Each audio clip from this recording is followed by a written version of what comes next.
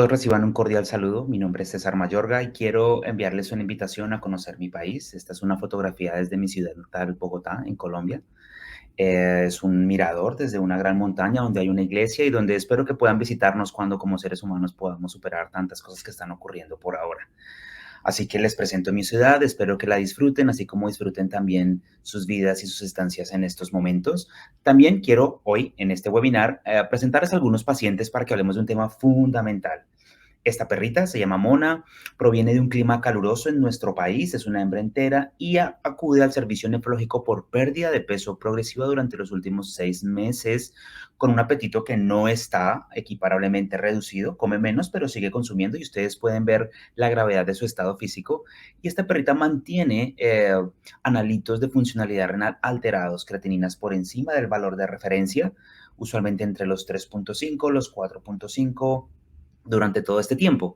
Quisiera que vayan pensando entonces cómo aproximarse a este caso, qué ideas de diagnóstico les gustaría, cómo manejaríamos un paciente con la poca información que por ahora hemos mencionado.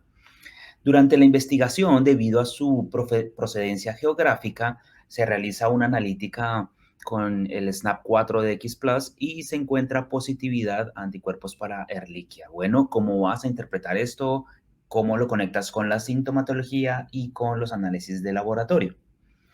Pensémoslo entonces para más adelante resolverlo. Y mientras tanto, también les quiero presentar a Priscila. Ella es una gatita de edad media, tiene 7 años de vida, que asiste por una depresión bastante marcada durante los últimos 8 días y con analíticas laboratoriales bastante elevadas. En este caso, creatinina por encima del rango de referencia. Si ustedes se han habituado a manejar los valores de creatinina en miligramos por decilitro y tienen resultados en micromoles por litro, recuerden que simplemente hay que hacer una conversión, dividir por 88.1 y van a obtener el resultado. Igual, su Catalyst One de IDEX siempre les va a dar el resultado en la unidad que ustedes prefieran, que usualmente en el sistema convencional es miligramos por decilitro, pero pues es un resultado bastante dramático que podría explicar por qué ya está con una sintomatología bastante fuerte. En la analítica urinaria se encuentra que esta gatita tiene una gravedad específica baja, es inapropiada, tiene una cruz de proteína y pues no hay muchos más hallazgos en la analítica laboratorial. Vayamos pensando, un gato de 7 años que estaba muy bien, que empieza a tener decaimiento, vómitos también tuvo ella y asiste al servicio deshidratada, pero con una gravedad específica inapropiada, una creatinina supremamente elevada y con proteínas en la orina también, como ustedes pueden ver. Cuando se realiza el ultrasonido de esta paciente, encontramos datos interesantes que les voy a mostrar a continuación y a la par positividad en el SNAP2 para encontrar anticuerpos contra el virus de la inmunodeficiencia felina. En la ecografía urinaria se encuentran los riñones de un tamaño interesante. Ustedes pueden ver es un tamaño mayormente normal para un gato, una pérdida de la relación corteza y médula y ustedes alcanzan a ver algo de reactividad del peritoneo circundando el riñón. En este pequeño video quiero mostrarles de nuevo la reacción peritoneal circundante, como el centro del riñón, en la zona del seno renal, hay una hiperecogenicidad bastante evidente. Y en el corte transverso pueden encontrar una dilatación leve de la pelvis y del inicio del uréter.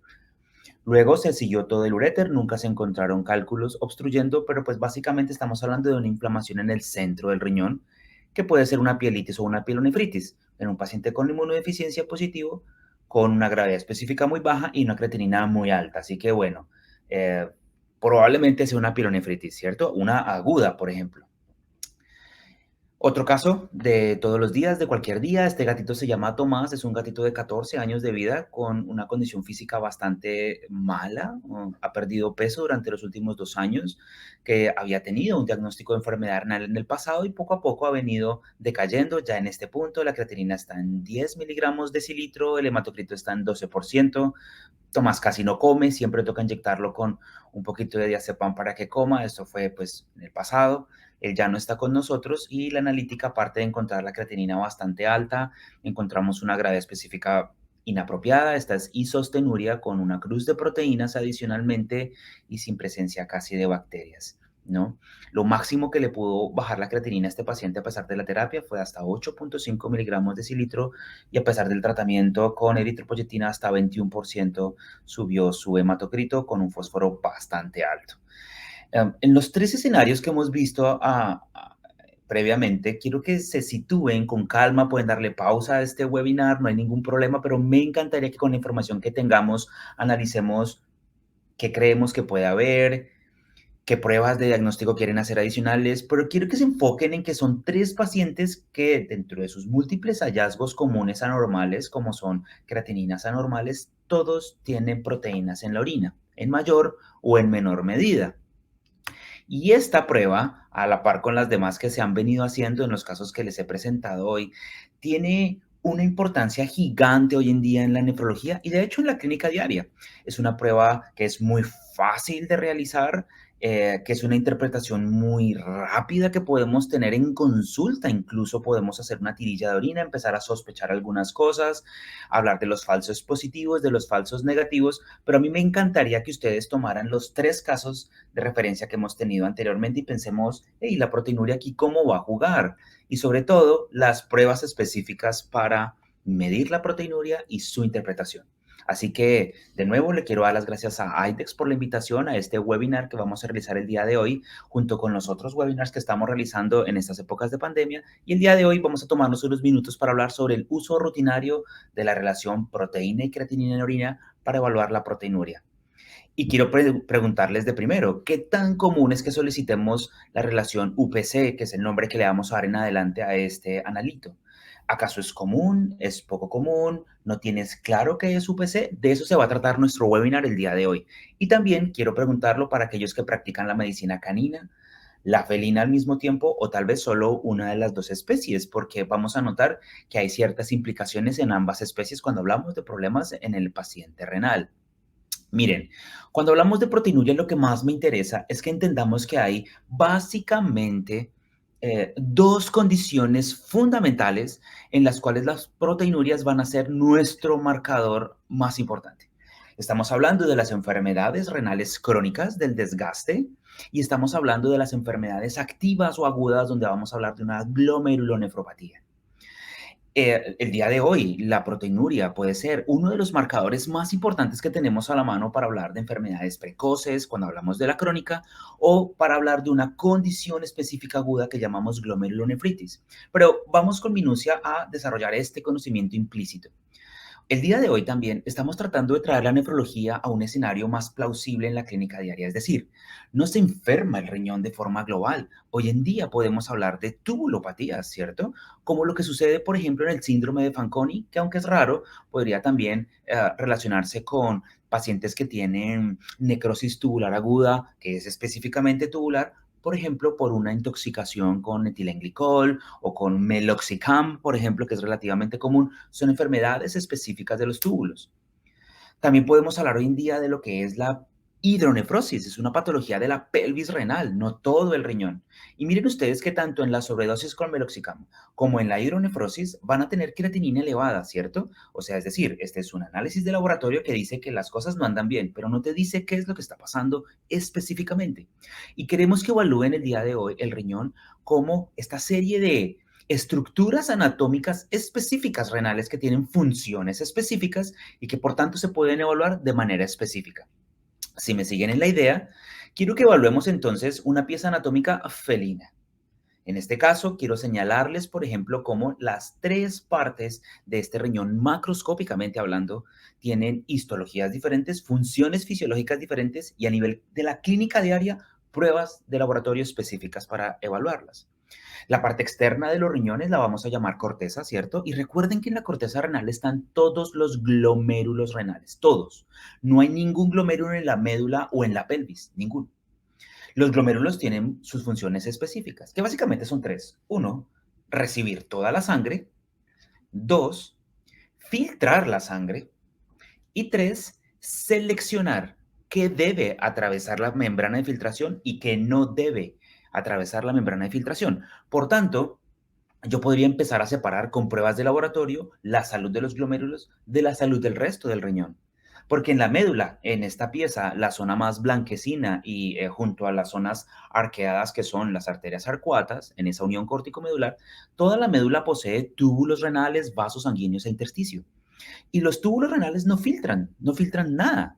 Los túbulos renales lo que hacen es reabsorber cosas, ¿no? Agua, electrolitos. Así que yo podría, por ejemplo, medir la gravedad específica urinaria y la gravedad específica urinaria habla específicamente de la salud de los túbulos renales. Por último, tienes la pelvis renal, la zona que a la izquierda y en el centro del riñón tiene esta forma de Y o de T.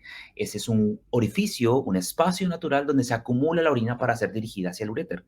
¿Yo podría entonces realizar una prueba para determinar si la pelvis está saludable? Claro que sí. Con un ultrasonido podríamos ver si está obstruida, dilatada y en este caso no estaríamos hablando de una lesión del parénquima renal en primera instancia, ¿cierto? Miren entonces que los glomérulos, que es la zona externa, en los gatos, por ejemplo, es una zona que no es la mayor cantidad del tejido renal.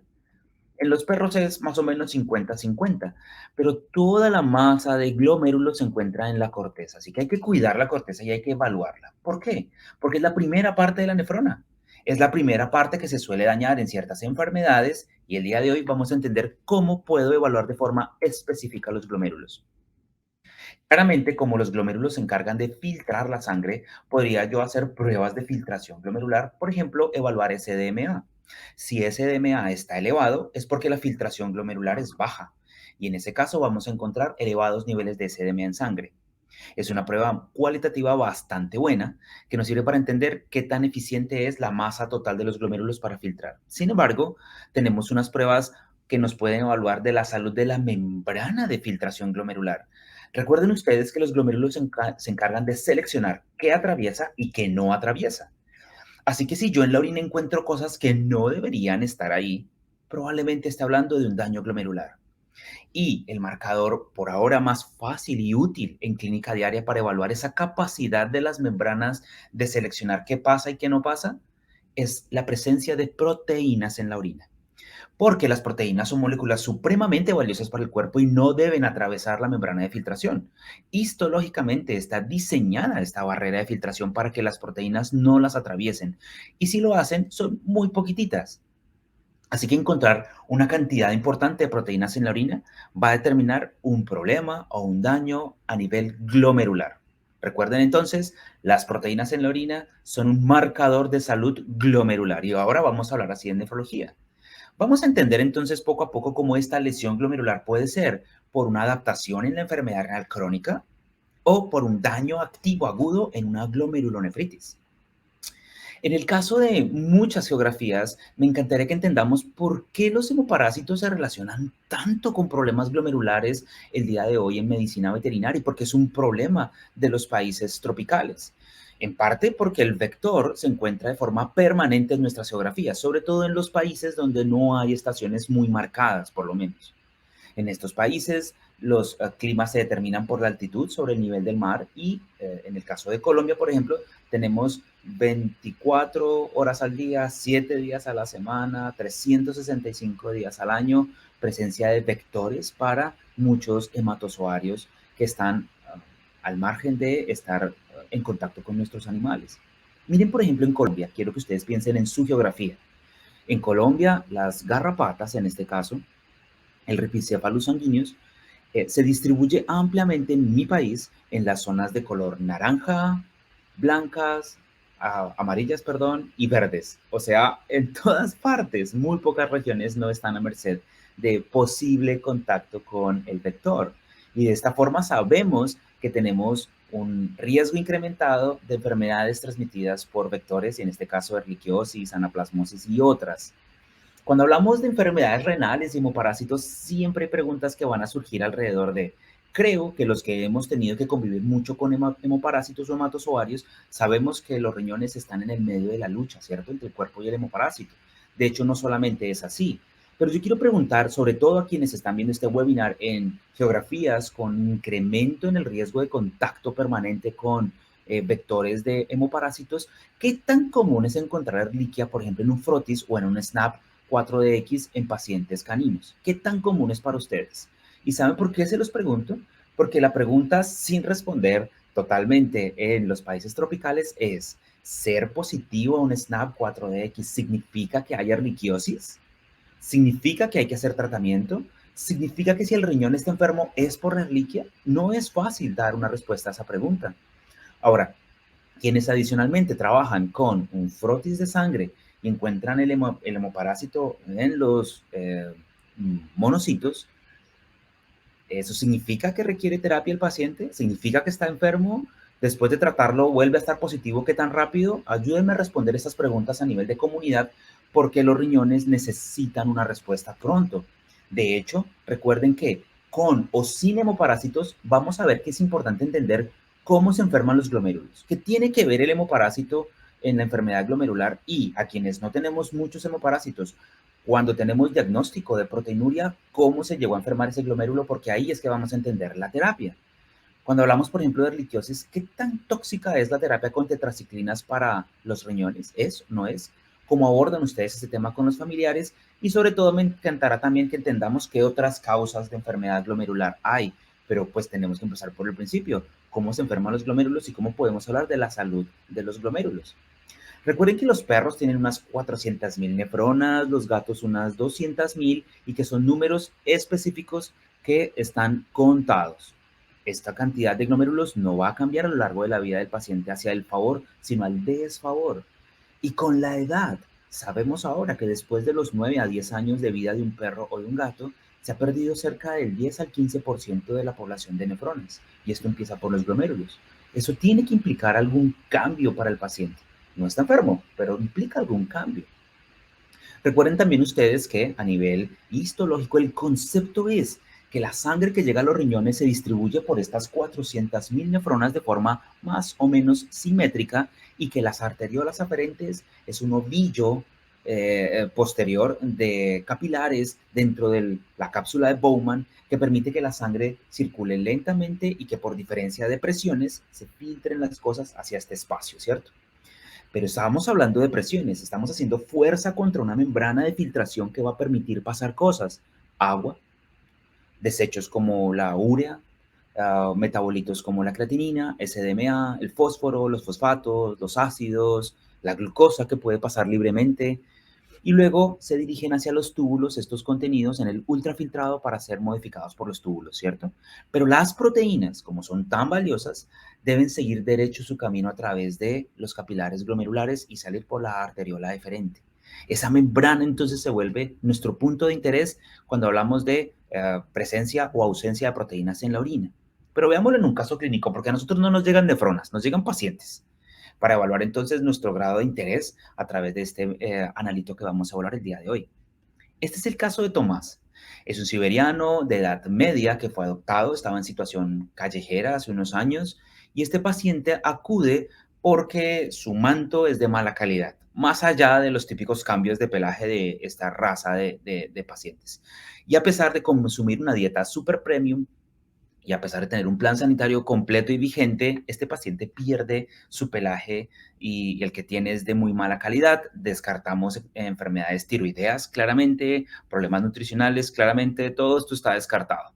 Dentro de la analítica buscando la salud de este paciente, se hace un examen de orina general, siempre es bastante útil, no encontramos glucosa, eso siempre es importante, la gravedad específica es aceptable, la acidez o el pH de la orina es bastante normal.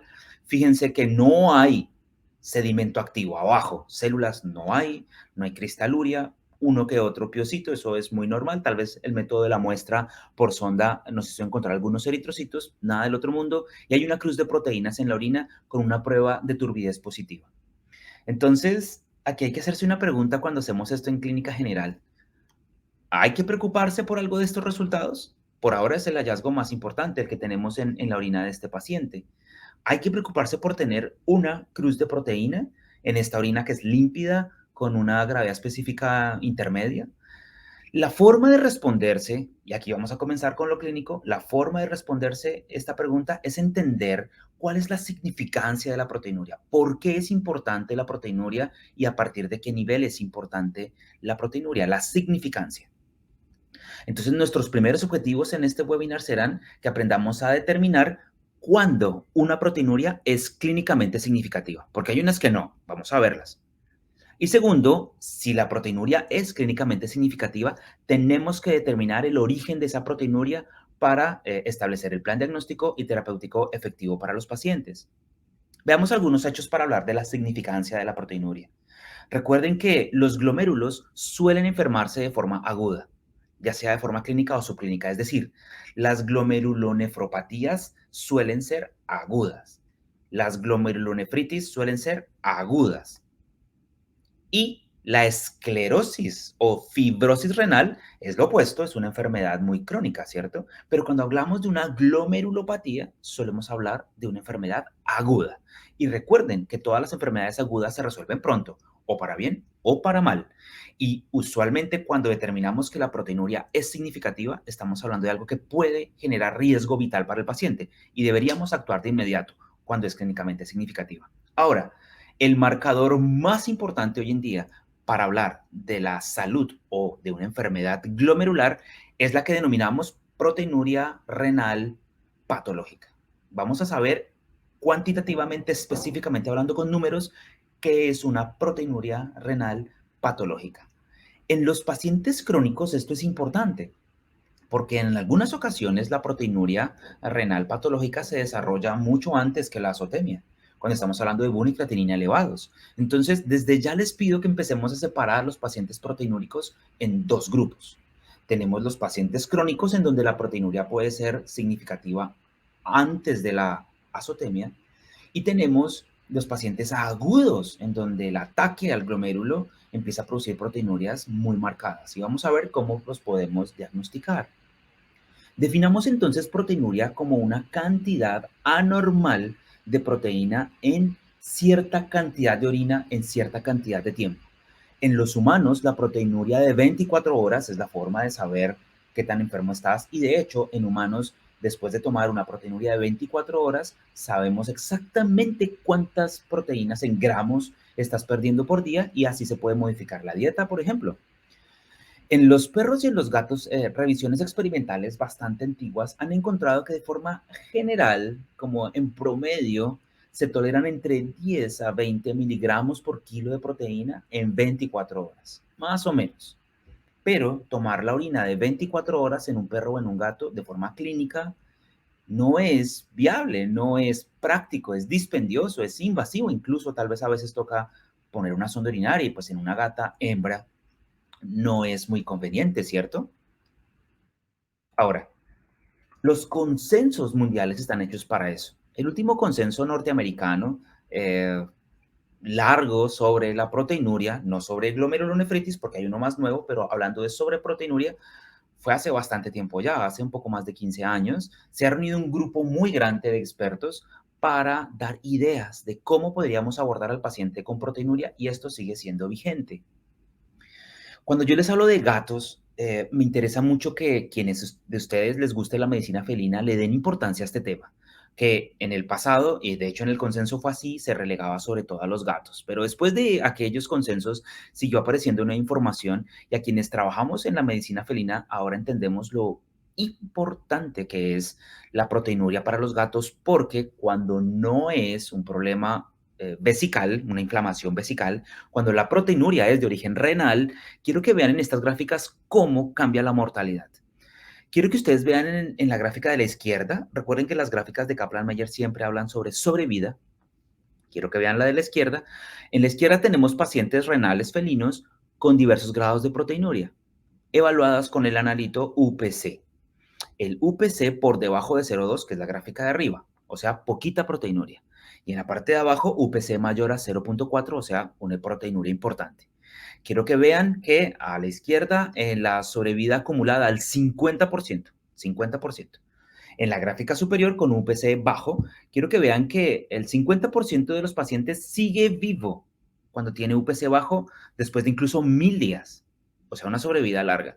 Pero quiero que vean cuando hay UPC mayor a 0,4, cómo la sobrevida al 50% es menos de la mitad. Es decir, la proteinuria mata en gatos. Y tenemos que hacerlo en nuestra responsabilidad porque la proteinuria no se ve de forma macroscópica. Se puede inferir cuando el paciente está hipertenso, cuando hay pérdida de peso, pero no se ve y necesitamos hacer analitos. Y esta gráfica la tengo en mi mente por siempre porque la proteinuria disminuye la cantidad de vida en nuestros pacientes felinos y en caninos es exactamente igual. Sé que hay corrientes de los diferentes métodos para evaluar la proteinuria, pero a nivel personal quiero decirles cuál es el consenso y cuál es la tendencia. Sus opiniones son bienvenidas y espero que cada uno la tenga, pero las vamos a justificar. Esta gráfica, por ejemplo, nos dice eso. Ahora, si revisamos la de la derecha, los pacientes hipertensos, entre más hipertensos son, más proteinúricos son. Y estos son pacientes no renales, los de la derecha. Son pacientes que tienen hipertensión por otra causa, probablemente por hipertiroidismo tal vez, que es la causa más común de hipertensión en los gatos, más que los pacientes renales, pero los pacientes hipertensos que tienen más proteinuria también se mueren más rápido. Entonces, fíjense que evaluar la proteinuria en los perros y en los gatos, en este caso, no aplica solamente para el paciente renal. Bien, una mini conclusión en este punto es que quiero que recuerden que evaluar la función glomerular es hablar de la función renal, pero con un lenguaje más específico y tenemos varias formas de hacerlo. Tenemos la creatinina, tenemos SDMA hoy en día, que son pruebas de filtración, y para hablar de la selectividad de la permeabilidad glomerular, hoy en día el UPC es la mejor forma de hablar de eso. Recordemos también que la proteinuria la vamos a encontrar tanto en pacientes agudos como en crónicos. Al principio hablábamos de una perrita con erliquiosis, probablemente erliquiosis y enfermedad renal, y tenía proteinuria. Hablábamos de una gatita con pielonefritis y tenía proteinuria. Y hablábamos de un gatito con una enfermedad renal muy crónica y también tenía proteinuria. En los tres pacientes tenemos este marcador anormal y eso nos va a dirigir la terapia y nos va a decir también incluso los pronósticos de vida. Tampoco olvidemos que la hipertensión se relaciona con proteinuria y hay que medir hipertensiones o presión arterial en el escenario clínico diario de costumbre. Recuerden ustedes que en los gatos mayores de 10 años es fundamental evaluar la presión arterial y que un equipo de presión arterial te puede llevar a entender muchas más cosas. Todos los pacientes con hipertensión deberían ser evaluados por la salud de sus riñones. Con SDMA, por favor, con creatinina también, desde luego, todos los analitos que puedan, los electrolitos son fundamentales y en los gatos nunca olvidar medir T4 total. Las gráficas de la doctora Harriet Syme nos dicen que si nosotros controlamos la proteinuria, alargamos la vida del paciente, sea renal o no sea renal, así que hay que hacerlo. Y que si todavía no es claro el tema de la proteinuria, vamos a seguir construyendo nuestro entendimiento. Ahora, dijimos que sí es importante hablar de la proteinuria porque puede determinar enfermedades precoces, pronóstico de vida y relación con otras enfermedades. ¿Cómo podemos entonces evaluar la proteinuria? No lo vamos a hacer en 24 horas, ¿cierto? Recordemos que lo podemos hacer de dos maneras, de forma cualitativa o saber si hay, y métodos cuantitativos que es saber cuánta hay, ¿no? Bien, los métodos cualitativos incluyen las tiras de orina, las tiras reactivas, las pruebas de turbidez y hay unas pruebas colorimétricas en el mercado de las cuales quiero hablar un momentito el día de hoy. Las pruebas de orina rápidas, cualitativas con la tirilla de orina son fabulosas. Tienen una especificidad interesante y una sensibilidad que es intermedia. Es decir, si la proteína por tirilla de orina aparece, es altamente probable que haya una proteinuria ahí. No sabemos por qué, ¿no? Puede ser, no sé, hemorragia porque tiene cálculos urinarios y eso pues no es grave. O puede ser porque tiene una glomerulonefritis o una amiloidosis renal, o sea, es más o menos específica. La sensibilidad es intermedia. Quiere decir que si en la tirilla de orina no hay proteínas, es muy posible que sea cierto eso. De todas maneras, hay algunos falsos positivos que tenemos que entender. Una ventaja de las pruebas cualitativas a través de la tirilla de orina es que es muy barata. Yo recomiendo a quienes tenemos un analizador de IDEX de tirillas de orina, por ejemplo, en el consultorio, pero no tenemos la opción de hacer el sedimento urinario microscópico y sabemos que es el complemento fundamental de este tipo de pruebas y enviamos entonces a un laboratorio externo las tirillas, perdón, las muestras de orina para su procesamiento. Recomiendo que por un costo incrementado al familiar de, no sé, $2, $3, podríamos entonces hacer nuestra tirilla de orina en el consultorio con nuestro equipo de lectura y enviar afuera toda la muestra para ser procesada de forma completa, porque en fresco es mucho mejor. Uno de los importantes análisis que tenemos que hacer cuando tenemos tirillas de orina es los falsos positivos, por favor. La tirilla de orina es altamente sensible a la albúmina de la orina. No sabemos si es orina con proteinuria renal o proteinuria por inflamación de vejiga, pero es altamente sensible. Sin embargo, son pruebas hechas para pHs de orina ácidos, recuerden esto. Cuando el pH de la orina supera 7 o incluso 8, la tirilla de orina suele marcar proteínas y a veces no hay nada. Recuerden esto, por favor. Entonces, en consultorio, hacemos nuestra prueba rápidamente en nuestro lector IDEX de tirillas de orina y si el pH es alcalino y hay proteínas en la orina, probablemente haya que confirmar con otro tipo de pruebas porque de pronto no es cierto. Recomiendo entonces que lo hagan. La muestra de orina puede cambiar a lo largo de las horas que toma a veces ser procesada en un laboratorio externo y por esa razón procesen de inmediato la tirilla de orina con su analizador IDEX dentro del consultorio y si algo sale diferente en el análisis químico en el laboratorio externo, créanle al suyo porque fue en fresco. Recuerden también que en los gatos las tirillas de orina les va a marcar a veces leucocitos y por esa razón en los gatos no se evalúan los leucocitos por tirilla porque casi nunca es positiva la prueba, casi nunca es real, hay una sustancia que imita la estearasa y suele haber falsos positivos. Porque lo que más nos preocupa cuando hablamos de proteinuria es si hay inflamación, ¿cierto? Porque la inflamación de la vejiga, por la razón que sea, bacteriana, traumática por cálculos o por hemorragia, pues va a marcar claramente proteinurias y estas proteinurias no son letales, son proteinurias de la inflamación postrenal, ¿cierto? Y esas no nos interesan casi. No las vamos a tener en cuenta de forma primaria como un determinante de salud o de enfermedad. Así que ténganlo presente, por favor, porque pues vamos a entender las limitaciones de esta prueba. Ahora, si la gravedad específica urinaria es baja, con un refractómetro que es muy barato, si la tira de orina marca al menos una cruz de proteína y no hay sedimentos urinarios, la tirillada de orina es altamente buena para decir que ahí hay una proteinuria que debemos tener presente. Por favor, tengámoslo en cuenta. Y repito, gravedad específica baja, isostenuria o hipostenuria. Sedimento urinario inactivo y al menos una cruz o más de proteínas en la orina, ese paciente tiene una proteinuria que debemos tener en cuenta y vamos a seguir analizando. E insisto, es una prueba muy barata.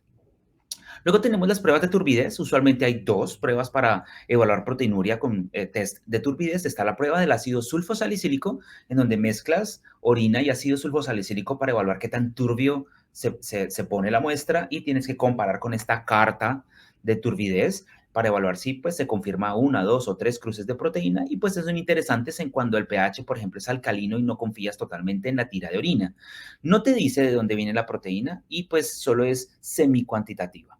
También tienes la prueba del anillo de Heller, en donde combinas partes iguales de ácido nítrico primero y encima suavemente depositas la orina y si en la interfase se produce un halo de color blanco, es una prueba de proteinuria positiva y entre más grueso es el halo de color blanco, más positiva es la prueba y más probable que haya mayor cantidad de proteína. No es específica y por algunos años la hice, ya no, creo que no nos aporta algo adicional, pero pues son pruebas que todavía están disponibles en el mercado. Ha habido revisiones, la doctora Andrea Satelli, que trabaja mucho en laboratorio, quiso rescatar el uso de la tirilla de orina para evaluar la proteinuria y por eso insisto que si el paciente tiene sedimento urinario limpio, no hay células en la orina casi y la gravedad específica es baja, usualmente menor a 1012, cualquier cruz de proteína es significativa y merece mayor investigación. Hasta ahí llega. Si el paciente tiene gravedad específica en 1030, no hay células y hay una cruz de proteína, hay que investigarla porque probablemente no sea significativa, pero es rescatable para nuestras prácticas y hacer una medicina compasiva en donde sin pruebas muy costosas o avanzadas podemos empezar. Y nuestro analizador de tirillas de IDEX es bastante bueno para decirte cuándo hay o cuándo no hay proteinuria y la empezamos a excluir así, ¿ok? Bien, ahora tenemos las otras pruebas colorimétricas.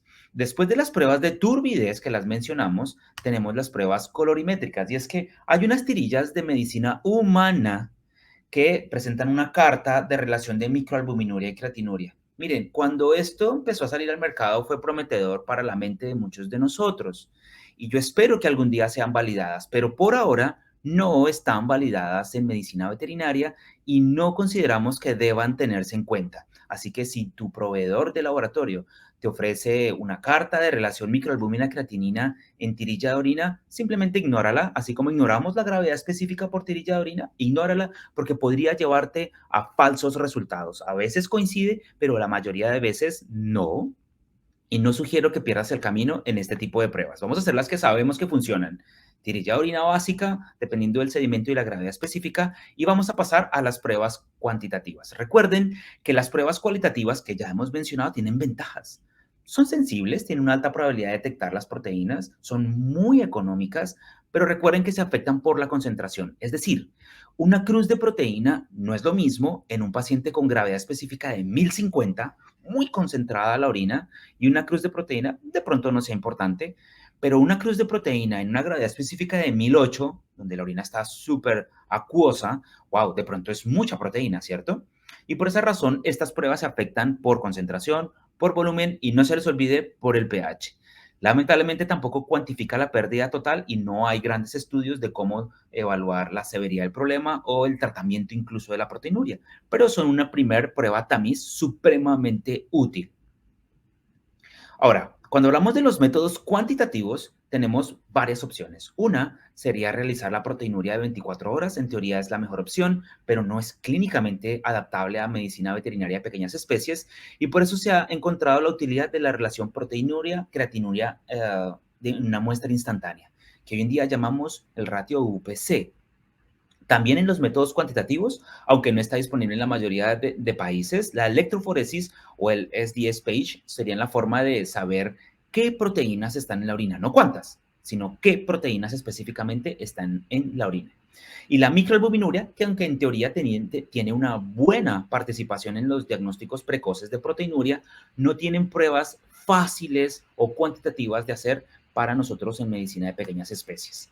Hace muchos años se hizo esta correlación del ratio UPC en las Y versus la proteinuria de 24 horas y como ustedes pueden ver la correlación es alta, la dispersión no es mucha y por esa razón sabemos que el UPC es sencillo, es muy rápido porque demora ahora 8 minutos de realizarse y es bastante conveniente porque te habla de la cantidad de proteínas que el paciente va a perder en 24 horas. Quiero mostrarles lo simple que es. Este es un video que hice muy rápido con mi celular en Nefrovet. Esto es para hacerlo con una muestra de orina en el pocito de la izquierda, una tirilla de UPC, un kit de UPC con un cup vacío y un cup de diluyente puestos en el Catalyst One si lo tienes. Si no tienes claro en cuál va una de cada de estas partes en el equipo, pues es muy simple. Vamos a darle analizar UPC en la pantalla del VetLab y Station y pedimos instrucciones y nos va a recordar, mira César, aquí van las pipetas, aquí va la muestra de orina, dónde van los slides, en dónde va el cup vacío y en dónde va el cup con el diluyente UPC y simplemente damos OK, analizar y solito en 8 minutos vas a tener un resultado confiable de UPC. Bien, ya sabemos cómo hacerlo. Nos vamos a enfocar entonces en este analito UPC, que es la relación proteína-creatinina en orina hecho por un método de espectrofotometría. No es útil cualquier otro método, sea tirilla de orina, evaluarlo con el refractómetro, eso no es útil. Es con el ratio UPC hecho por un Catalyst One o en un laboratorio externo, si tienen algún otro tipo de química, pues que se va a tomar más tiempo. Ahora sabemos, y por eso es tan útil, que este ratio se ha evaluado en perros y en gatos y sabemos cuáles son los valores normales. Porque sí es normal perder algo de proteína en los perros y en los gatos. Menos de 0.2 es lo normal en perros y en gatos. Según la Sociedad Internacional del Interés Renal, que puedes seguir en internet, menos de 0.2 en este resultado es normal en perros y en gatos. Recuerden que esto va correlacionado también con el sedimento urinario, por favor. Porque si tiene un montón de sangre, un montón de proteínas porque está inflamada, pues claramente el ratio va a salir altísimo, pero no es importante. Entre 0,2 y 0,5 en los perros y entre 0,2 y 0,4 en los gatos es una zona gris que debemos sospechar y deberíamos monitorear en el futuro. Pero todo lo que da más de 0,5 en los perros de UPC y da más de 0,4 en los gatos de UPC en un sedimento urinario inactivo es anormal. O sea que ya sabemos a partir de hoy que la proteinuria clínicamente significativa es cuando el UPC es mayor a 0,5 en perros y mayor a 0,4 en gatos. en presencia de sedimento urinario inactivo. Eso es una proteinuria clínicamente significativa que debe ser tenida en cuenta.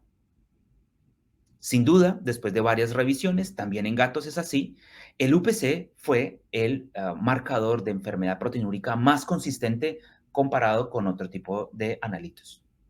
Volviendo a nuestro paciente, ¿hay que preocuparse o no hay que preocuparse? Hay dos formas de responder a esta pregunta. Una es haciendo ya el ratio UPC o el otro es verificando el signo. Después de unos días, digamos que confirmamos que el paciente tiene una buena dieta, que no hay una contaminación urinaria, cambiamos el método tal vez por una cistopunción y no por sonda urinaria, y revisamos después de un par de semanas cómo sale el resultado. El día inicial, estos son los resultados a la izquierda de la orina de Tomás, y un par de semanas después, miren que la gravedad específica es muy igual, el pH tampoco ha cambiado, pero la proteinuria sí cambió. En este momento no se duda que esto es importante y se realiza la relación UPC. Si ustedes lo hacen acá, en este paciente, dividir la creatinina urinaria sobre la proteinuria en orina nos va a dar más de 0,5. Y esto sería clínicamente significativo y a partir de este resultado comenzamos a trabajar con Tomás en una enfermedad renal con pérdida de proteína. Todavía no sabemos por qué, pero tiene una enfermedad perdedora de proteína. Y se acuerdan que este paciente nos llegó por una calidad mala de su pelaje, pues evidentemente perder proteínas por la orina es perder nutrientes súper valiosos. ¿Tiene que ver? Posiblemente sí. Perder las proteínas por la orina y que las proteínas no se van al manto, eso podría relacionarse. Y tiene todo el sentido entonces que un analito como en este caso del UPC nos haya dicho que algo está anormal. Entonces recordemos por favor, la proteinuria clínicamente significativa es tu oportunidad de diagnosticar una enfermedad renal crónica precoz o de diagnosticar una enfermedad glomerular aguda de forma específica y que recuerden que tenemos múltiples estrategias para la medición, tirilla de orina, pruebas de turbidez y mejor, el ratio UPC. Las tiras reactivas hay que recuperarlas cuando el sedimento es inactivo y tu analizador IDEX de tirillas de orina te va a empezar a decir que hay proteínas de forma significativa. Ahora, evaluemos más casos de la clínica diaria. Ahora en pandemias empezó a haber una tendencia a llevar a los pacientes a un chequeo general. Las personas compartieron más tiempo con sus mascotas. Ese fue el caso de Nikki. Es un paciente Yorkie de 11 años, llegó a un chequeo general, come una dieta super premium mezclada con pollo porque es un Yorkie, no come de la mano tal vez. La sed está sin cambios, o sea, no espero que tenga una enfermedad renal significativa o clínica por lo menos. Tiene un soplo 1 de 6 en foco mitral, no me parece anormal a los 11 años de vida y en este grado no me preocupa. Tiene enfermedad periodontal como muchos de estos pacientes de raza pequeña y tiene una luxación rotuliana grado 2 de 4, pero por Dios, es un Yorkie, todos los Yorkies probablemente sean así. Por ahora algo muy convencional. Luego de eso hacemos una analítica general. Siempre sugerimos en el chequeo general de los pacientes un cuadro hemático, un bioquímico CHEM15, ojalá CHEM17, SDMA y un parcial de orina. Cuando el parcial de orina sugiere una cruz de proteína o más con sedimento urinario inactivo, estamos sugiriendo realizar el ratio UPC. Y en Bogotá, en Colombia, sugerimos también un SNAP 4DX. En los resultados, la hematología de Nicky era bastante normal, no había hallazgos importantes, las trasaminasas bastante normales, la creatinina estaba en un rango aceptable para el tamaño, este es un Yorkie no tan pequeñito, él pesaba 7 kilos casi, 0,9 miligramos de cilitro para un Yorkie es totalmente normal, la glicemia en el rango inferior, bueno, es un Yorkie, es súper común, el colesterol en el rango aceptable, como ustedes pueden ver, una gravedad específica muy normal, con 2 cruces de proteína. 2 cruces de proteína pueden ser normales o anormales porque la gravedad específica es alta, no es claro. Así que realizamos el ratio UPC y nos da 1,7. Aquí hay que hacer entonces la parada. Recuerden, todo lo que da más de 0,5 con sedimento urinario inactivo es clínicamente significativo. ¿Qué hay que buscar? Como en este caso, esta perrita está descansando, es muy mayor, es ancianita. En su chequeo general encontramos una hipertensión bastante marcada. Y la sintomatología de esta perrita fue gastroenteritis. Un signo seguro, muy común en la clínica diaria. Miren entonces a la izquierda lo que tenemos en la hematología, un poquitico deshidratada, probablemente por eso el hematocrito está alto, las plaquetas totalmente normales, la albúmina en el rango inferior, puede ser por la gastroenteritis, tenemos la glicemia en rangos superiores con fosfatasa alcalina evidentemente elevada, igual que el colesterol, la creatinina totalmente normal. Y en la orina, esta perrita tiene, fíjense, una gravedad específica aceptable, no normal, digamos lo que más de 10-30 es lo que quisiéramos ver en la mayoría de pacientes, sobre todo si está deshidratado. Tenemos un 1026 que es un poquito inapropiada para estar deshidratada y tenemos pH alcalino con 2 cruces de proteína. Entonces, wow, podría ser proteinuria por un falso positivo debido a la alcaluria, ¿cierto? Se hace una prueba de turbidez, en este caso prueba de Heller, y es positiva, así que ahí hay proteínas. Fíjense en el sedimento, tenemos 2 a 4 por campo de eritros, no muchos, no hay casi piocitos, así que también es normal.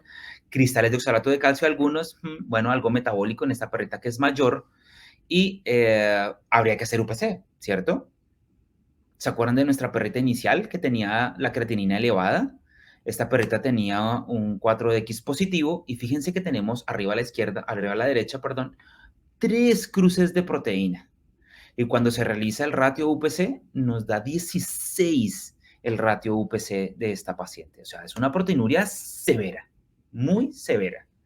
Tómense unos minutos si quieren, vamos a ir a tomar un café, vamos a ir a comer algo y piensen en todos los casos que hemos visto hoy. Todos tienen proteinuria, todos. Sea por pielonefritis, una tiene enfermedad crónica, que es el gato, el perrito que tiene el manto anormal y tiene proteinuria, Luna, que tiene una gastroenteritis y tiene proteinuria, Mona, que tiene una proteinuria terrible y sabemos que tiene erliquia, pero Nikki, que tiene un chequeo general. Hay tanto que interpretar acá por un simple analito que espero que empecemos a hacer el día de hoy. Que bueno, si ya te tomaste un café, vamos a hacer lo mismo. Hablemos entonces de cómo pasó todo esto. Habíamos cubierto ya los principales objetivos. Sabemos que la proteinuria es clínicamente significativa si el ratio UPC es mayor a 0,5 en los perros y mayor a 0,4 en los gatos, en sedimento urinario inactivo. Ahora entonces hablemos de cómo determinamos el origen de esa proteinuria para saber si nos preocupamos, porque tenemos que llegar a la proteinuria renal patológica. La forma de detectar la enfermedad del glomérulo es entender que la barrera de filtración a nivel microscópico está diseñada para repeler de forma física las proteínas, pero que en parte dependemos de la presión que se ejerce sobre esa membrana de filtración, además de la salud física de esa membrana de filtración. Recuerdan ustedes que la membrana de filtración glomerular básicamente son unos poros a través de los cuales atraviesan las cosas, ¿cierto? Esa la vamos a llamar la hendidura de filtración. Esta hendidura de filtración es muy pequeña para que una proteína la atraviese, o por lo menos para que la albúmina la atraviese, porque hay proteínas de diferentes tamaños, ¿cierto? Esa hendidura de filtración permite que proteínas inferiores a 70.000 Daltons la atraviesen. Por ejemplo, la hemoglobina, que tiene solo 32.000 Daltons. En este caso entendemos por qué. Cuando hay hemólisis intravascular, puede haber una coloración rojiza de la orina, porque esta proteína es muy pequeña y atraviesa fácilmente la membrana de filtración. Pero la albúmina se encuentra en el límite entre pasar y no pasar, y la membrana de filtración glomerular está diseñada para ser apenas suficiente para que atraviese o no una proteína de ese tamaño y está cargada de forma negativa para repeler la albúmina. Por ende, es muy improbable que la albúmina atraviese la membrana de filtración y las pocas albúminas que atraviesan son rápidamente absorbidas a través de los túbulos en un proceso que le cuesta bastante trabajo a los riñones.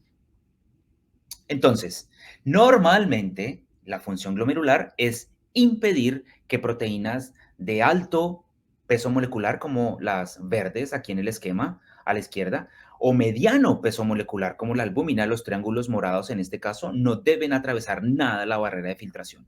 Pequeñas proteínas a veces pueden atravesar un poco la barrera de filtración y pues se van a dispersar por la orina, pero eso no sería importante.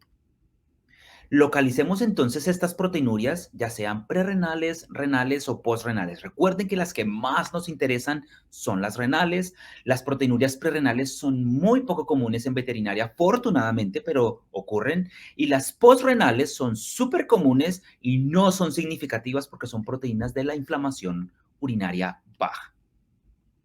Entonces, en este caso, la proteinuria prerrenal o preglomerular, en estos esquemas que me compartió el doctor Jody Lulich, quiero ver con ustedes. Hay causas de proteinuria preglomerular, por ejemplo, funcional, estamos hablando del alto ejercicio. Cuando hay mucho ejercicio hay catabolismo proteico acelerado, pero ejercicio extremo, estamos hablando de perros en agility o en un ejercicio extremo en una caminata, pero no es un ejercicio regular fisiológico. En este caso puede haber proteinuria transitoria que desaparece después del descanso.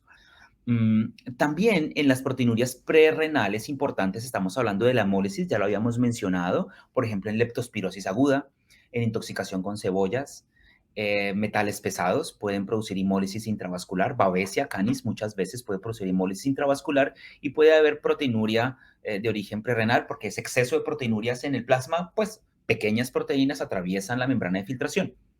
También ocurre en la mioglobinemia, que no es tan frecuente, pero pues ocurre en las maceraciones por traumatismo en accidentes en los perros y en los gatos. Y la única condición que con cierta prevalencia lo hace es el mieloma múltiple, por donde estas paraproteinemias severas de bajo peso molecular atraviesan la membrana de filtración. Ojo, no estamos hablando de esos pacientes con proteínas plasmáticas totales en 10, en 12 gramos por litro, en donde hay montones de globulinas, 8 gramos por litro de proteínas, de globulinas, perdón, pero estas son proteínas, son globulinas muy grandes. Estas globulinas no atraviesan la membrana de filtración. Dicen que hay una inflamación crónica, pero esas proteínas no atraviesan. Estamos hablando de pequeñas proteínas que serían los casos del mieloma y toca diagnosticarlo con electroforesis. No son tan comunes, afortunadamente. Luego tenemos la proteinuria renal o glomerular. Esa me interesa muchísimo. Yo puse aquí solamente la proteinuria glomerular porque es la que más nos interesa. Claramente hay proteinurias tubulares. Son pequeñas, son discretas. Las proteinurias intersticiales, como en la enfermedad crónica, son renales y son discretas. Pero ojo, porque es que aquí está la oportunidad de empezar a diagnosticar glomerulonefritis o glomerulopatías. En este caso lo que ocurre es que la barrera de filtración está dañada. El filtro físicamente se dañó y las proteínas están escapando, las de bajo peso molecular, las de alto peso molecular y las de mediano peso molecular. Y esto genera grandes problemas de salud, porque los túbulos tratan de recuperar eso, pero no lo pueden y se enferman mucho por eso. Entonces, la proteinuria glomerular es nuestra herramienta para diagnosticar una nefropatía perdedora de proteína. Que cuando estamos hablando de una condición aguda, una glomerulonefritis, estamos hablando de una pérdida masiva, como lo ven en pantalla. Cuando estamos hablando de la crónica, estamos hablando de que ocurre esto mismo, pero pues en cantidades discretas y vamos a darle números al UPC. Pero antes de eso, acuérdense que la proteinuria postrenal o postglomerular, estamos hablando de una lesión directa del tracto urinario bajo, en donde ya sea inflamación, trauma, isquemia o cáncer, producen liberación de proteínas en el tracto urinario bajo, y estas son proteinurias que son muy fuertes, pero pues no son significativas porque estamos hablando de algo que no le cuesta la vida al paciente por un problema glomerular, sino estamos hablando de una lesión de la barrera del tracto urinario bajo. Entonces recuerden que estamos hablando de enfermedad glomerular, ¿sí? Vamos a enfocarnos ahora en un UPC elevado en pacientes con una enfermedad glomerular. Ya no estamos hablando de la postrenal por inflamación de la vejiga o prerrenal por un mieloma que no es común o una hemólisis, todo eso descartado. Estamos hablando de pacientes con UPC elevado por encima de 0,5 si es perro o 0,4 si es gato en sedimento urinario limpio, ¿sí? Ahora, esta diapositiva es la más importante de hoy, porque si un paciente canino o felino tiene proteinuria clínicamente significativa de origen renal, es por una causa inmunomediada o por una causa no inmunomediada, ¿ok? Vamos a llegar a eso. Esta es la más importante porque aquí el tratamiento va a ser diferente. Y se los voy a explicar desde ya. La proteinuria no inmunomediada, estamos hablando de la proteinuria, por ejemplo, del paciente renal crónico. Un paciente renal crónico en donde hay pocas nefronas, las pocas nefronas que hay tienen que crecer en tamaño, están hipertróficas y hay mucha más sangre llegando a las pocas nefronas que hay, ¿cierto? Entonces las nefronas hiperfiltran y esa hipertensión glomerular genera proteinuria y no es inmune. Es un tema meramente hipertrófico y de compensación por la cronicidad, ¿ok? Ahora, tienes la proteinuria inmunomediada, en donde ya sea una infección que directamente lacera la membrana de filtración o diferentes métodos inmunológicos como activación del complemento o reacciones de hipersensibilidad pueden lastimar de forma inmunomediada la membrana de filtración y se genera la proteinuria. Cualquiera de los dos mecanismos genera proteinuria, pero si ustedes me siguen la idea, a unos hay que inmunomodularlos, a los otros no. Entonces, lleguemos de forma organizada a entender por qué estos mecanismos de factores responsables de injuria del glomérulo son la forma más importante de llegar a una causa y a un tratamiento específico. Además de esto, los pacientes inmunomediados suelen ser agudos y los pacientes no inmunomediados suelen ser los crónicos, como ya te expliqué. Miren entonces que el paciente de la derecha tiene una clara alteración física de la membrana de filtración, ¿cierto? Esta objetividad es la que queremos según el consenso. Saber si el paciente es inmunomediado o no es el foco hoy en día de las glomerulopatías según el consenso. Saber si es inmunomediado porque hay que inmunosuprimirlo o no es inmunomediado y ahí es que bajar la presión, o utilizar las terapias de nefroprotección del paciente renal crónico. Entonces lleguemos a eso. Preguntas y respuestas sobre UPC. Primero, ¿el valor de UPC elevado para cualquier paciente es indicador de enfermedad glomerular? Y la respuesta es no. ¿Por qué? Porque en algunas condiciones, los glomérulos no están enfermos, pero el paciente tiene UPC elevado. Miren el caso de Luna, que tiene una gastroenteritis y en los chequeos encontramos UPC alto. Esta perrita tiene la fosfatasa alcalina elevada, tiene la glicemia en rangos superiores, el colesterol elevado, el pH en la orina es alto, tiene 2.5 de UPC como ustedes ven, y el análisis general realizado encontramos a través de un uroanálisis que tiene un adenoma en la glándula adrenal izquierda. Esta perrita es candidata a tener síndrome de Cushing. Ahora sabemos, no lo olviden, que los pacientes con síndrome de Cushing clínico pueden tener proteinuria clínicamente significativa y no es por enfermedad glomerular. No están completamente dilucidados los mecanismos, pero por favor, siempre que un paciente tenga síndrome de Cushing confirmado, hagan el ratio UPC para saber si está alto o bajo y después del tratamiento del Cushing, vuélvanlo a hacer. Si el ratio UPC sigue elevado, tal vez sí hay enfermedad glomerular, pero si bajó a niveles aceptables o normales, era el síndrome de Cushing. Ahora, viceversa, si tienen un UPC elevado en un perro o en un gato, no olviden, dentro de los diferentes análisis, saber si el paciente tiene el perfil o no de un paciente con síndrome de Cushing, porque en este caso, probablemente ese UPC no sea solo por enfermedad renal o no sea por enfermedad renal, sino por una endocrinopatía. Entonces, siempre conéctenlo. No siempre el UPC elevado es por enfermedad glomerular. Casi siempre sí, pero no siempre. Ahora, el valor del UPC les puede hablar de la causa de la enfermedad glomerular y vamos a ver qué orientaciones tenemos al respecto. Este es un esquema muy antiguo y vamos a separar rápidamente las causas de las glomerulopatías en dos, las crónicas y las agudas. Las causas crónicas las vamos a llamar esclerosis glomerular, ¿cierto? Fibrosis. Y las agudas, pues diferentes tipos de glomerulonefritis o incluso amiloidosis. Lamentablemente, la respuesta es no. La relación UPC no siempre nos va a dar la causa de la glomerulopatía. Sin embargo, como ustedes ven en el esquema a su izquierda, las esclerosis glomerulares suelen tener UPCs no tan altos, discretos. Altos, pero no terrible, digámoslo así. Entonces, sí podemos separarlo.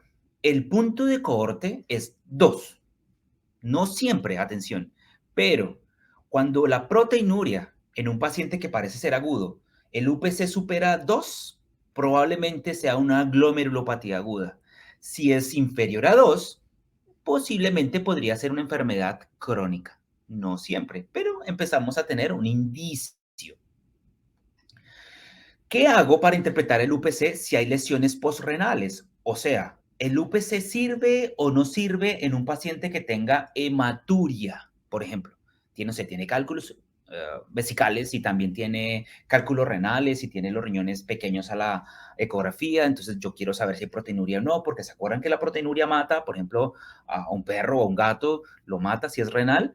Entonces, el grupo de Shelley Baden ha trabajado muchísimo en esto y lo que ahora sabemos es que el UPC es el indicador de proteinuria más sensible que hay de todos los demás incluso si hay hematuria, mientras sea hematuria microscópica. O sea, si la orina es de color amarillo, ese UPC sirve, así tenga algunos eritrocitos en la muestra.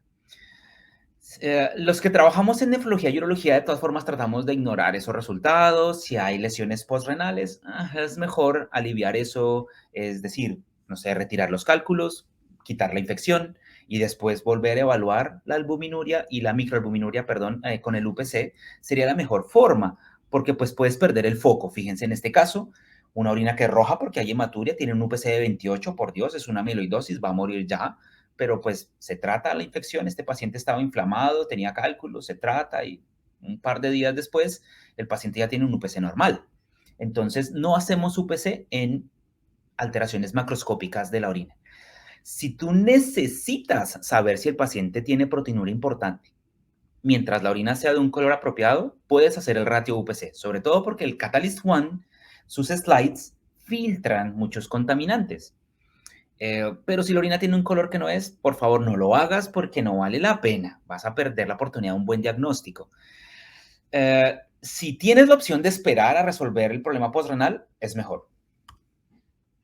Ahora, ¿cuáles son esas famosas glomerulopatías? Miren, hay diferentes tipos de enfermedades glomerulares que no son crónicas, no es esclerosis. Hay diferentes tipos de glomerulonefritis. Membrana proliferativa, por pseudomembranas, está la de pequeños cambios, hay muchas. Y para nosotros, por ahora, llegar a una glomerulopatía perdedora de proteína aguda es suficiente para comenzar. O separarlo de la enfermedad renal crónica. Hay una condición muy particular que es la amiloidosis, una enfermedad en donde hay deposición severa de una amiloide, una proteína que se acopla a muchos tejidos y los daña. Sí, hay muchas. Llegar al diagnóstico de la enfermedad específica de cuál glomerulonefritis tiene el paciente es muy difícil para nosotros, pero con el UPC puedes aproximarte por lo menos a decir, mira, tiene UPC en 1.5, probablemente sea la proteinuria de la enfermedad crónica, o tiene 4, 8 de UPC, wow, probablemente hay una glomerulonefritis, no sé cuál, o tiene 20 de UPC, mira, de pronto es una amiloidosis y hacemos las pruebas respectivas. Esto va a servir es porque algunos pacientes pierden tantas proteínas por la orina que luego empiezan a perder no solo albúmina, sino también empiezan a perder factores de coagulación y empiezan a hacer coagulopatía intravascular diseminada y tendencia a la trombosis. Entonces, entre más alto el UPC es, más probabilidades de trombosis hay. Recuerden entonces que si su paciente tiene el UPC muy alto y empieza a tener la albúmina baja, o sea, empieza a perder tanta albúmina que se le empieza a bajar la albúmina en la sangre, tengan en cuenta que algunos de estos pacientes tienen tendencia a la trombosis y como este paciente que fue operado de la columna por una posible hernia discal y una parálisis de miembros posteriores y no era eso, lo que tenía era un gigante trombo en la aorta que produjo isquemia de los nervios a nivel posterior y la parálisis y tenía una glomerulopatía perdedora de proteína severa. Entonces fíjense de nuevo, UPC altamente útil para, según su número, su valor, empezar a considerar algunas cosas.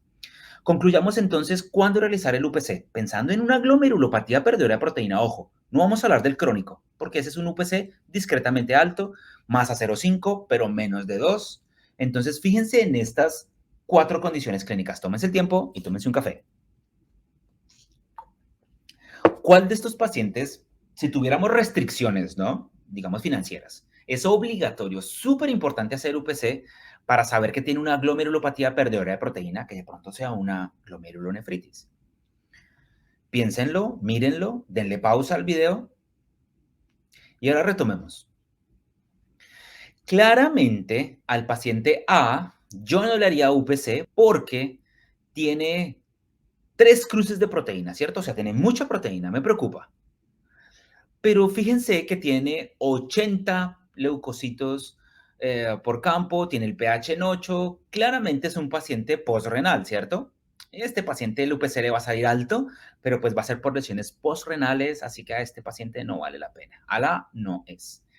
Luego tengo el paciente C. Fíjense, el paciente C tiene una cruz de proteína. ¿Eso puede ser una glomerulopatía perdedora de proteína? Sí, claro, puede ser. Pero tiene la gravedad específica en 1060, súper concentrada la orina. Una miserable cruz de proteína de pronto es significativa, pero no es una glomerulopatía perdedora de proteína porque es masivo, ¿no? Entonces el C tampoco es. Nos quedamos con el B y nos quedamos con el D. ¿Quién da más de ustedes? Una opción es el B y una opción es el D. Ahora, la respuesta correcta es la D. ¿Por qué la D? Vamos a la B.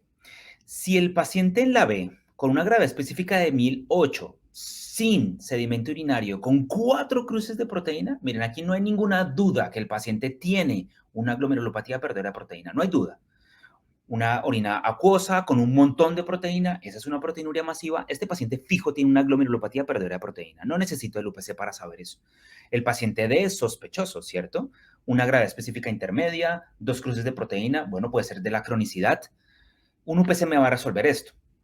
Hoy en día le hacemos UPC casi a todos, claro, porque en el paciente B yo necesito saber cuantitativamente, específicamente, cuánta proteína está perdiendo para saber luego con el tratamiento qué tanto ha mejorado. Pero espero que haya quedado claro el concepto de la utilidad del UPC en pacientes con enfermedad renal, ya sea crónica, donde el UPC se sube, sí, claro, y eso hay que tratarlo porque mueren más rápido, pero no sube tanto y por encima de 2 empezamos a preocuparnos mucho porque puede ser una glomerulonefritis. Entonces, el diagnóstico de una glomerulopatía perdedora de proteína es cuando hay, como dice en pantalla y no lo olviden, proteinuria persistente con UPC mayor a 2 en presencia de sedimento inactivo. Ese paciente es candidato a una glomerulonefritis. Algún día podría ser un famoso síndrome nefrótico, que son otras condiciones, pero ese paciente puede tener una enfermedad aguda, activa, que puede ser inmunomediada o no inmunomediada, ya lo habíamos visto. Y si tiene proteinuria persistente en presencia de sedimento inactivo con UPC menor a 2, no lo llamamos glomerulopatía perdedora de proteína, puede ser la proteinuria de la enfermedad renal crónica. Así que recuerden que si hay lesiones pre o postglomerulares o postrenales, el UPC lo vamos a esperar un poquito. Muy útil el UPC cuando la tira reactiva es cuestionable y muy útil el UPC para evaluar la respuesta. Entonces, ¿qué hicimos en nuestro paciente con pelaje anormal? UPC en 2.6. Esa es una glomerulopatía perdedora de proteína. Aquí lo que hacemos es nuestro análisis, recuerdan, inmunomediado o no inmunomediado. Eso es lo que dice el consenso.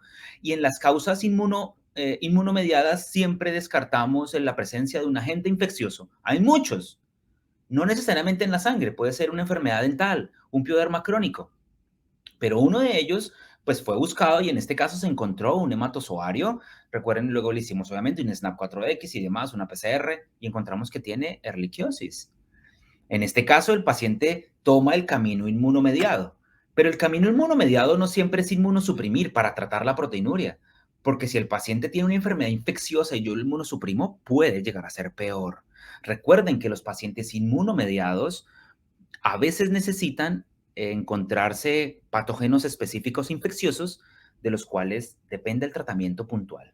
Una endocarditis bacteriana, eso no se inmunosuprime, eso se trata específicamente.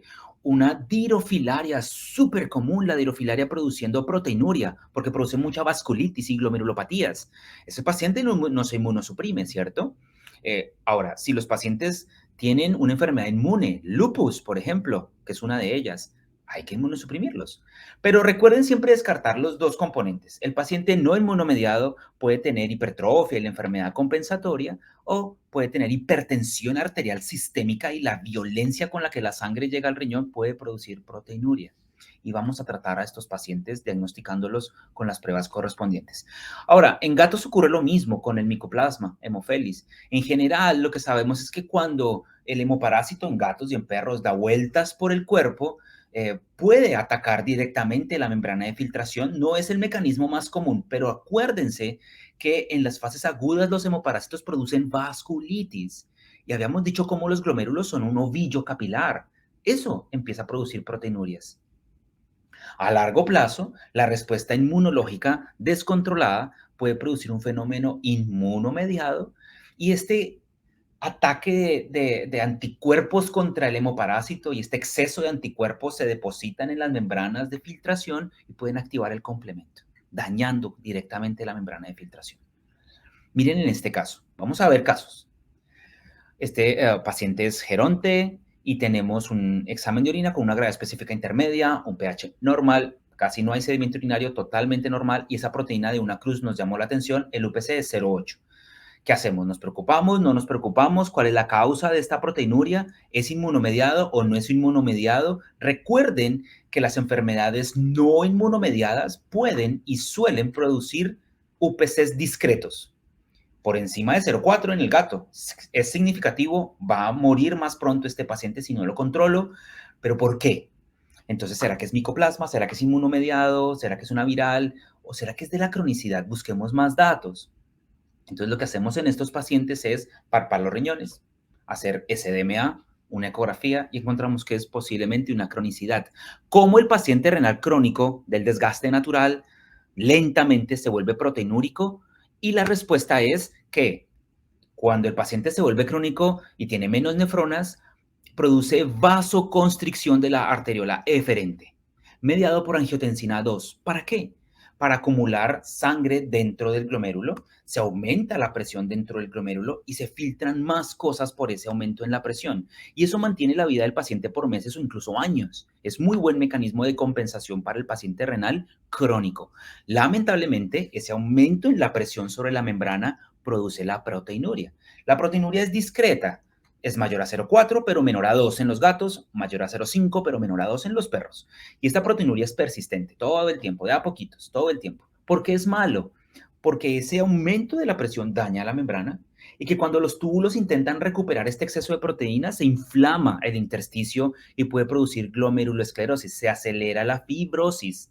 Ahora, miren que yo estoy cerrando la arteriola eferente, le estoy negando la sangre al resto del riñón, se produce isquemia. Entonces, miren cómo la hipertensión glomerular produce proteinuria y la proteinuria acelera los procesos de desgaste en el riñón.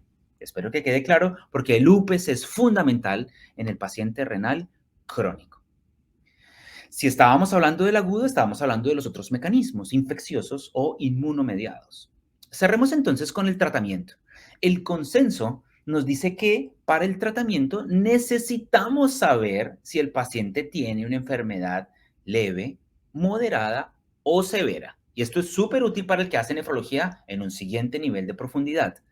Ahora sabemos que hay 3 grados de enfermedad glomerular o de glomerulopatías: leve, moderada o severa. ¿Por qué es tan importante eso?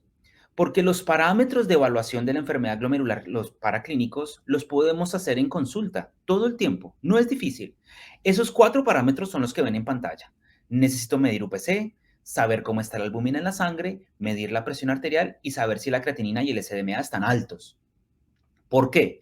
Porque si el UPC está mayor a 2 en sedimento inactivo, si la albúmina está por debajo del rango de referencia, si la presión arterial es elevada persistentemente y si creatinina y SDMA están altos, o sea, si todo lo que ven en pantalla sale mal, el paciente tiene una glomerulonefritis severa y el paciente tiene de 100 a 300 días de vida, no más, y se cumple así. Eso es grave, ¿cierto? Estamos hablando que en 3 meses puede morir. Y eso que de pronto el diagnóstico venía de antes, así que el pronóstico no es nada bueno. Enfermedad glomerular. Si alguno de estos parámetros no está tan mal, o sea, no sé, el UPC está en 4, la albúmina está normal, hay hipertensión y no hay creatinina ni SDM altos, ok, esa enfermedad no es tan severa y podemos hacer cosas. Por último, si tiene todo mal, 100 a 300 días de vida, hacemos tratamiento y alguno de estos parámetros cambia a favor, todavía el pronóstico es malo, pero se empieza a ir hacia los rangos más altos de sobrevida. Entonces, fíjense que es importante, hay que hacerlo. No hemos hablado de causas. Vamos a hablar por ahora del abordaje de los grados de enfermedad. ¿Listo? Todos los podemos hacer en la clínica diaria. Miren, en este caso, esta paciente tenía la condición corporal pésima, esta perrita tenía la albúmina baja, esta perrita tenía la creatinina en 8 miligramos de decilitro, el UPC lo tenía en 6, y cuando hacemos presión arterial está alta, todo estaba mal, 100 a 300 días de vida, a los unos 2 meses y medio, recuerdo bien, esta perrita ya había fallecido. Es una glomerulonefritis severa que no tiene lamentablemente un pronóstico para nada. Y saber eso es útil porque no damos falsas expectativas a los familiares. Hacemos tratamiento y ya vamos a ver cómo, pero la clasificación es lo primero. Recuerden que también la recomendación antes de hacer tratamiento es descartar enfermedades no inmunomediadas que cursan con proteinuria, como por ejemplo la enfermedad renal crónica, como por ejemplo la hipertensión arterial sistémica y como por ejemplo el síndrome de Cushing. Todo eso lo podemos hacer. Adicionalmente, recordemos las consecuencias de la proteinuria persistente. Hay algunas consecuencias que nos preocupan porque unas son físicas y las otras son laboratoriales. Una consecuencia de la glomerulopatía perdedora de proteína crónica es, por ejemplo, el aumento en el colesterol. Muchos empieza a subir el colesterol severo para tratar de compensar las presiones oncóticas. Esto luego lleva al paciente a tener dislipemias, trombosis, esclerosis de las arterias también incluso, y los pacientes empiezan a hacer edemas por lo que llamamos el síndrome nefrótico. Albúminas bajas, colesterol muy alto, proteinuria severa, el paciente empieza a tener retención de líquidos. Y acá lo que me quiero detener es porque hacer el UPC de forma seriada les va a ayudar a entender que no siempre el edema se trata con diuréticos. Porque si el paciente tiene un síndrome nefrótico y empieza a acumular líquidos debajo de la piel y le administramos un diurético, se va el edema, pero ustedes van a deshidratar al paciente y de pronto el riñón sufre más y se acelera la enfermedad renal. Entonces, no siempre tratamos los síntomas, pero buscamos esas consecuencias. No solo medimos UPC, cuando está alto, vamos a empezar a medir creatinina, SDMA, colesterol, el sodio se altera un montón, por favor, empezar a medirlos dentro de otro tipo de marcadores de salud en el resto del paciente. Entonces, fíjense que podemos estar en el país de las maravillas hoy día en nuestras geografías porque podemos hacer tiras de orina y nos dicen si hay proteinuria o no. Podemos hacer prueba del anillo de Heller para confirmar cuando tenemos dudas en el pH alcalino de la orina de algunos pacientes. Podemos hacer imágenes diagnósticas cuando hay enfermedad crónica, ven esclerosis renal. En las glomerulopatías agudas, muchas veces el riñón se ve perfecto en una ecografía, así el paciente está incluso por morir.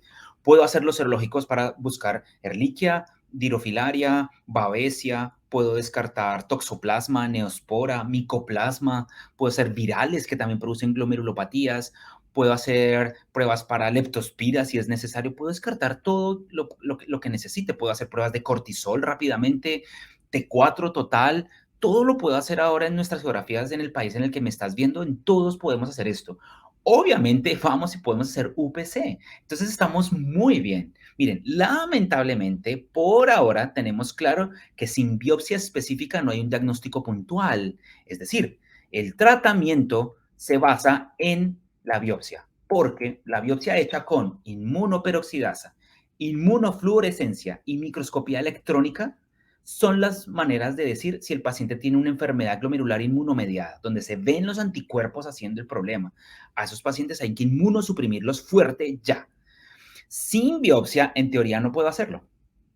Afortunadamente, el consenso también nos sugiere cómo hacerlo sin una patología, porque la biopsia renal, con estas técnicas que yo les digo, se hace en un par de lugares en Norteamérica, en un par de lugares en Europa, que yo sepa en ningún lugar en Latinoamérica ni en Brasil, y estamos cojos con el diagnóstico específico. Pero el consenso dice que podemos hacer varias cosas, es decir, los grados de UPC, un UPC extremadamente alto y probablemente es inmunomediado, ¿cierto?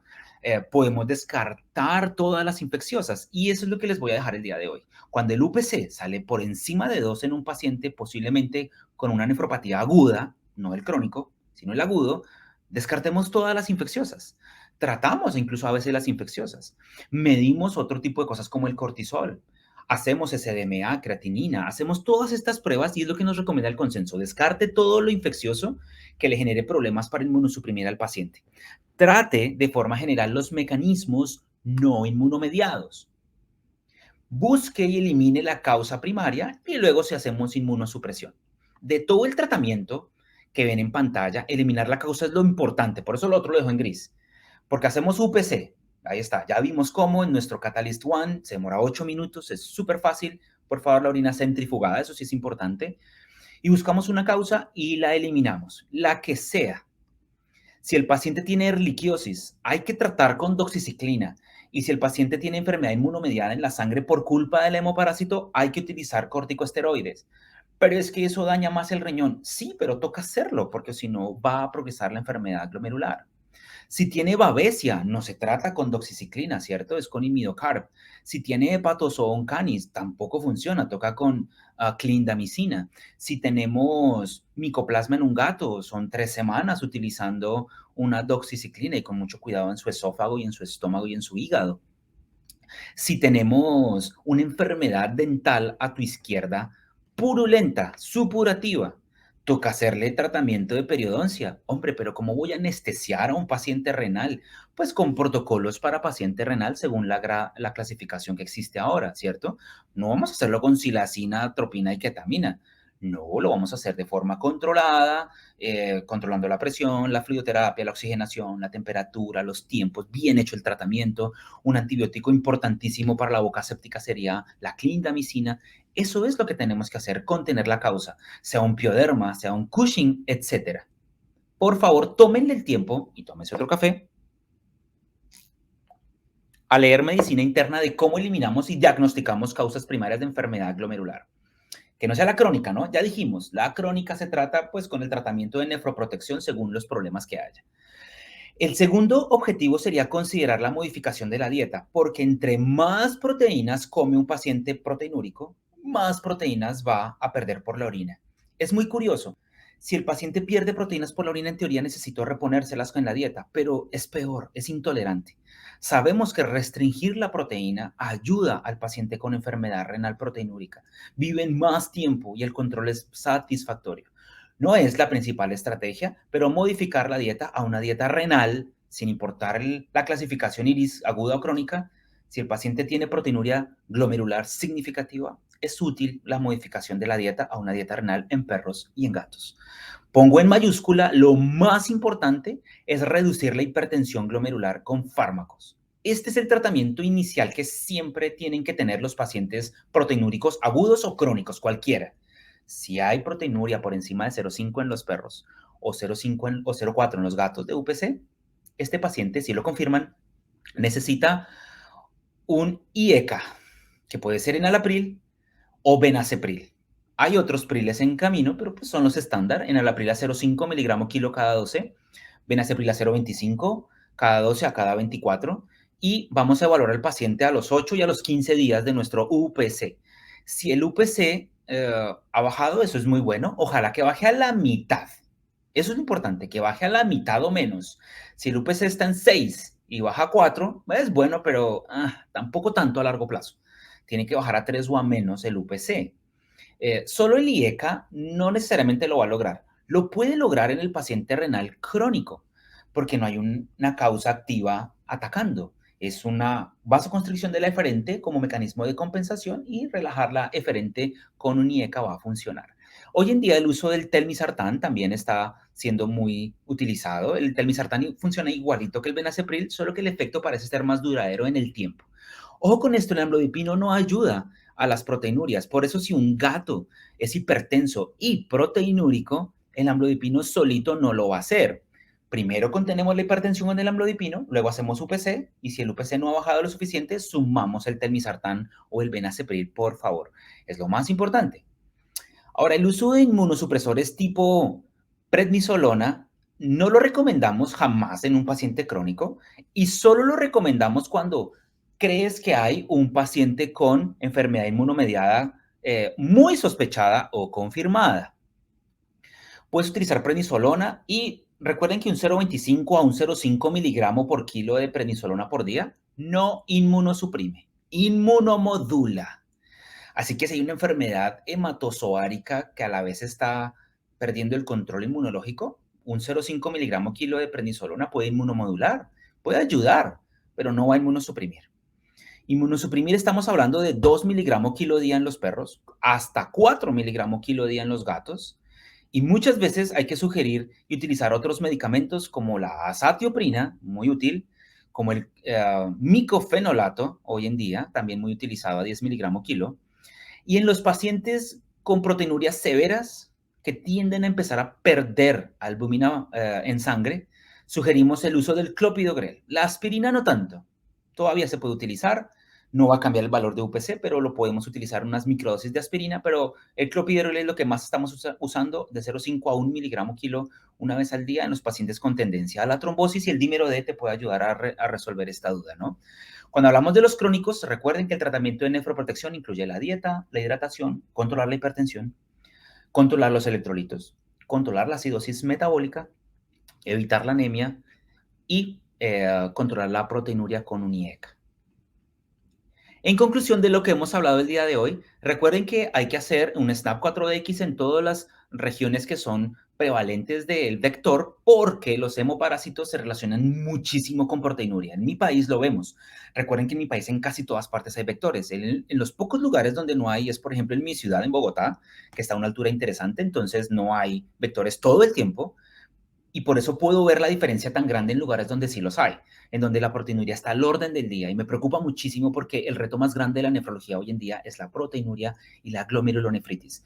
No todos los pacientes con Ehrlichia tienen erliquiosis, pero muchos tienen enfermedades glomerulares que necesitan diagnóstico y tratamiento. Recuerden que los glomérulos se enferman de forma inmunomediada, infección o inmune o no inmunomediada, hipertensión y la compensación del crónico, y que el tratamiento a veces es tóxico para los riñones y toca vigilar y hacer exámenes de control para saber si estamos siendo exitosos o no con el tratamiento. Hay que hacer paneles bioquímicos complementarios, no solamente el UPC, porque hay que buscar causas. Por favor, medir T4 en los gatos, SDMA y creatinina en los perros, bueno, todos los pacientes con proteinurias, y buscar enfermedades específicas para hacer tratamientos específicos. El pronóstico, les di las claves del pronóstico: albúmina, SDMA y creatinina, presión arterial y UPC, para hablar de 100 a 300 días en los pacientes severos. Y así es que intentamos lo más que podamos. Miren este paciente lo mucho que había perdido de condición física por una anaplasmosis y una babesia no controlada. Este paciente estaba con azotemia severa, pérdida de peso, un UPC elevado, se hizo hemodiálisis para contener la azotemia, pues obviamente la hemodiálisis le baja la creatinina mucho, incluso el paciente empieza a comer después de las primeras sesiones de diálisis y pues fabuloso, ¿no? Estos son los tratamientos avanzados que queremos hacer ahora, pero la proteinuria no la contiene una hemodiálisis. Miren acá en este artículo que están viendo, son las nuevas perspectivas. Las biopsias renales con estos métodos avanzados son la forma de dar diagnóstico específico, pero no es tan viable, incluso en Norteamérica no es tan viable, es costoso. La doctora Rachel Gianciolo, por favor, síganla, que es líder en este tipo de datos, nos dice que de pronto en algunos pacientes podríamos correlacionar el perfil de proteinuria con la biopsia. Primero el UPC. El UPC es lo primero que hay que hacer. Si el UPC está muy alto y no puedes hacer biopsia, bueno, hagamos de pronto una electroforesis de pronto de proteínas para ver si los pacientes tienen la opción de tener un posible diagnóstico oportuno. Haz las pruebas serológicas para saber cómo tratar de forma específica a tus pacientes. Los tratamientos son gigantes, yo lo sé, lo hacemos todo el tiempo, pero estos pacientes con UPC severos, con albúminas muy bajas, que no los vas a ver todo el tiempo, vas a ver más los pacientes con proteinurias discretas, son pacientes que reciben un pronóstico diferente, y mi idea es que cuando hablamos de proteinuria nos volvamos claros en hablar de proteinurias clínicamente significativas, las que son renales, proteinurias del crónico, que son discretas y hay que tratarlas porque mueren más rápido, y glomerulonefritis o amiloidosis, que son las enfermedades agudas más difíciles de tratar el día de hoy. No se les olvide, por favor, que el paciente con enfermedad glomerular puede ser inmunomediada o no inmunomediada, y lo he repetido hasta el cansancio, pero esto va a cambiar tu forma de ver la medicina de aquí en adelante, y que si es crónico, sumamos otras pruebas para saber en qué clasificación están. Si hay preguntas, vamos a hacerlas a través de nuestros webinars y a través de tu coordinador de IDEX. Les agradezco muchísimo haberse acercado a este nuevo webinar. Tenemos más en camino y los esperamos en una nueva presentación. Muchas gracias y nos vemos muy pronto.